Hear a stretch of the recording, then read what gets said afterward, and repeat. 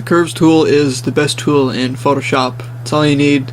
To make a curves adjustment layer, click new adjustment layer and curves.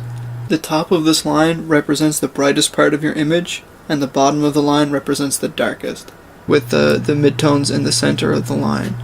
And by moving these up and down in different ways, you can really solve all of your problems. Like, I have a big problem with this picture in that I can see the curtain in the background, which is supposed to be black, but someone fucked it up. So you can just drag your shadows down just so something that's not quite black becomes closer to black. So everything that was like sort of dark gray becomes more really black. And you might say this ruins the picture by making everything too dark. You can just bring those midtones back up, or even double click this, hold Alt, and just bring in the highlights from the original layer just by letting them push through. Also, if you have an image that's just really badly overexposed, like this is a worthless, pretty bad shot anyways, but you can just drag the curves all the way down, and now it's kind of cool.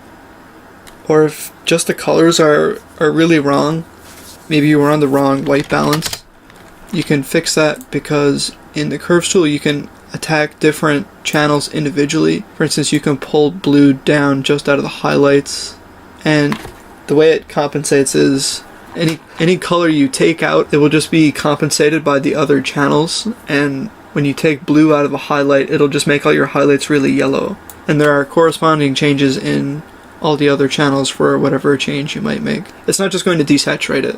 If I want this to look a little bit more like it did on the day, I would want to kill a lot of the blue. I might brighten it up just a little bit and just heat it up with a little more red. And that looks a lot more like a nice evening than it used to. This tool is really powerful, and it enables you to do really anything you might want to do. Messing with this gives you a lot of freedom to come up with new color palettes, or to really quickly fix exposure problems or white balance issues or other problems you might want to fix. You just need to keep playing with it until it's second nature. Like, what happens if I drag the red shadows all the way up and bring the green highlights all the way down?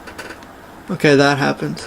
You just need to keep doing stuff like this until it becomes second nature, and this tool will be your best friend. Alternatively, we've got the Levels tool, which has all the same powers as the Curves tool. It's just represented as a horizontal line with little sliders. Some people prefer this, but I like the Curves tool, so just find what works for you.